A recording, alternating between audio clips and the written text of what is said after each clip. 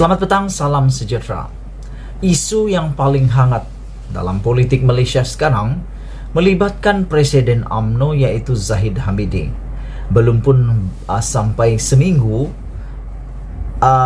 persidangan khas UMNO yang melibatkan pindaan perlembagaan UMNO berkaitan dengan pemilihan UMNO selepas 6 bulan pilihan raya. Zahid Hamidi, Malaysia, bahkan hakim mahkamah dikejutkan dengan pendedahan luar biasa berkaitan rasuah yang membabitkan Zahid Hamidi. Kemarin, mahkamah dikejutkan, seluruh rakyat Malaysia dikejutkan oleh satu pendedahan daripada saksi yang kalau tidak dibededahkan di mahkamah, pasti semua orang Malaysia tidak akan pernah tahu bahawa Zahid Hamidi pernah menerima Singapura dolar 200,000 dan juga 520,000 Singapura dolar setiap bulan daripada UKSB.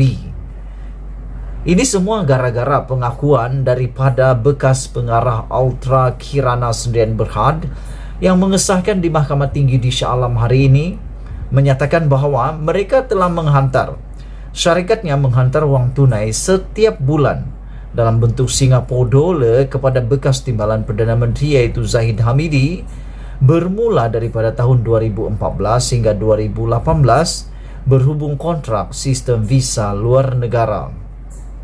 Harry Lee Wui Kun berkata, bayaran kepada Ahmad Zahid bermula akhir tahun 2014 dengan bayaran sebanyak 200,000 Singapura dolar sebulan, kemudian meningkat kepada 520,000 Singapura dolar sebulan pada tahun 2017.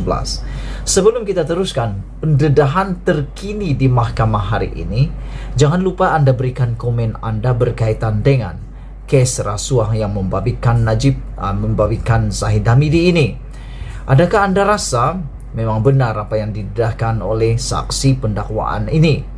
Dan yang terkini, apa yang mengejutkan kita adalah satu lagi pendedahan di mahkamah berkaitan dengan kes rasuah Zahid Hamidi adalah seorang lagi saksi menyatakan UKSB menajah Zahid dan isteri ke luar negara membuat sambutan hari jadi dan juga hari raya. Wow, ini makin hangat, makin panas. Ini memang ada kaitan dengan kek yang Najib cakap. Keknya makin besar, keknya dipotong-potong makin besar, tapi yang makannya siapa? Anda tentukan sendiri, Anda tulis di dalam komen Anda pada petang ini. Ada orang mengatakan Najib dan Zahid patut seharusnya berhenti dan bersaralah daripada memegang jawatan parti politik, terutamanya dalam UMNO, kerana kes mereka terlalu banyak. Kalau Zahid saja dicampur dengan saman kepada oleh Mahathir dan juga saman yang berkaitan dengan Muhyiddin, dicampur semua kes Zahid Hamidi, semuanya adalah 90 kes. 90 kes ini sekiranya dihadiri setiap hari ataupun menghadirinya setiap kali perbicaraan, ini pasti akan mengganggu tugasan tanggung jawab Zahid Hamidi, Najib Tun Razak dalam menjalankan tugas sebagai ahli parlimen, apalagi dalam presiden itu sendiri.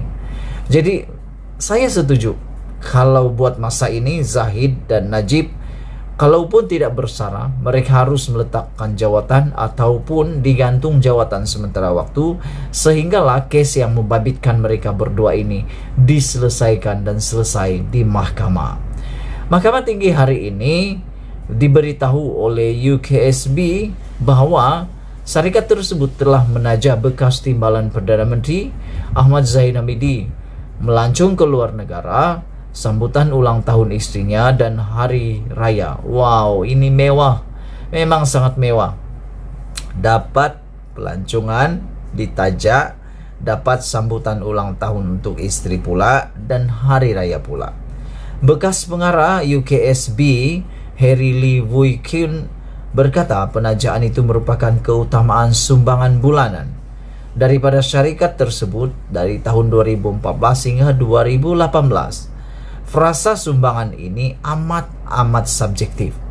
Apakah ini adalah sumbangan yang melibatkan rasuah atau tidak?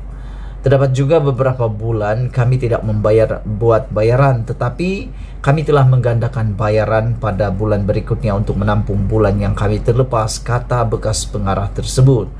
Secara peribadi, bekas pengarah itu mengatakan beliau tidak menyimpan rekod pembayaran.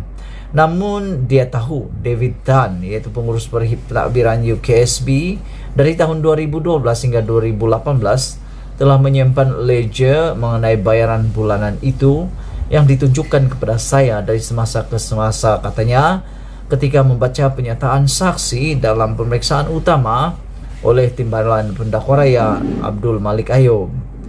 Terdahulu, saksi pendakwaan ke-15 itu juga telah mengesahkan bahawa UKSB telah menyerahkan wang tunai secara bulanan berjumlah antara 200,000 Singapura dolar dengan 520,000 Singapura dolar kepada Ahmad Zahid dari tahun 2014 hingga 2018 berhubung kontrak sistem visa luar negara. Sebelum ini, saksi ketiga pendakwaan, yaitu bekas Timbalan Setiausaha Bahagian Hal Ehwal Imigresen Kementerian Dalam Negeri Siti Jalilah Abdul Manap, mengatakan memberitahu mahkamah bahawa Ahmad Zahid telah melanjutkan kontrak UKSB bagi projek VLN meskipun kontrak sedia ada sah untuk tempoh 3 tahun lagi. Menjelaskan bagaimana sumbangan itu bermula, Lee berkata Ahmad Zahid telah membayangkan bahawa dia memerlukan untuk dana politik dan meminta saksi tersebut membantu dalam hal berkaitan UMNO. Wang tunai itu disediakan oleh David Tan. Setelah siap, David Tan akan memberikan sampul mengandungi wang itu dan saya akan menghantarnya. Biasanya kami bertiga, yaitu Wan Quraish, Wan Abdul Ghani, pengarah UKSB, David Tan, dan saya akan pergi sendiri ke rumah Datuk Seri Zahid. Namun hanya seorang yang diberikan tanggung jawab menyerahkan wang itu. Saksi itu berkata, tarikh penghantaran wang itu tidak ditetapkan dan bergantung kepada keselesaan Ahmad Zahid. Dia berkata, meskipun bayaran itu dikatakan untuk dana politik, ini paling penting.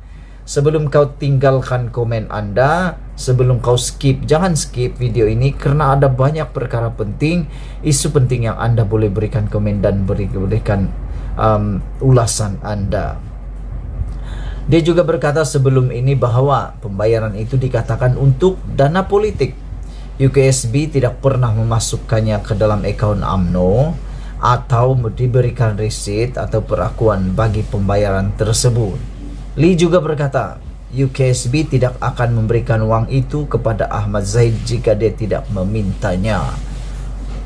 Dia berkata kali pertama bertemu Ahmad Zahid adalah pada 2013 di Hospital Tawakal ketika anak Presiden UMNO itu kemalangan dan dirawat di situ.